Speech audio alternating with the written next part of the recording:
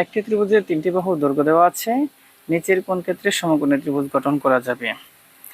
তাই সমকোণী ত্রিভুজের ক্ষেত্রে ছোট দুই বাহুর বর্গের যোগফল বড় বাহুর বর্গের সমান হয়। তাহলে আমরা প্রথমে ছোট দুই বাহুকে বর্গ করে যোগ করি। এখানে আছে 2 দুগুণে 4 আর এখানে আছে 3 তিরিকে 9, 4 আর 9 হচ্ছে 13। এখন বড় বাহু হচ্ছে 4, একে বর্গ করলে 4 4 কত হবে 16। তাহলে 13 এবং 16 কি মিলছে না, তাহলে এটা বাতিল। তাই এখন আবার এখানে ছোট দুই বাহু বর্গ করি, 3 তিরিকে 9, 5 5 25, 9 আর 25 যোগ করলে হবে 34। এখন বড় বাহুটা বর্গ করি, 7 7 49, তাহলে এটাও মিলে নেই, বাদ।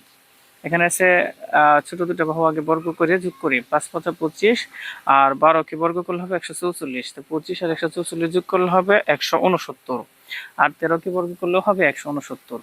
তাহলে এখানে ছোট দুই বাহুর বর্গের যোগফল আর বড় বাহুর বর্গের সমান হয়েছে, সুতরাং এটা দ্বারাই সমকোণী ত্রিভুজ গঠন করা সম্ভব। তাহলে আমাদের সুযোগ হচ্ছে 3 নাম্বার।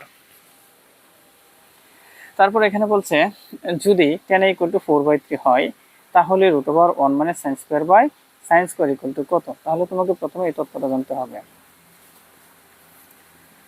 1 - sin স্কয়ার এর পরিবর্তে লেখা যায় cos স্কয়ারে, আর cos a বাই sin এর পরিবর্তে লেখা যায় খটে রুট স্কয়ারে কাটা ইকুয়াল টু হলো কি খটে। আর খটের মান হচ্ছে tan এর মানের বিপরীত। খটের মান কি? tan এর মানের বিপরীত। tan এর মান আছে 4/3, তো খটের মান হবে 3/4। এই যে 3/4, তার মানে আমাদের এটা প্রথমটা সঠিক উত্তর।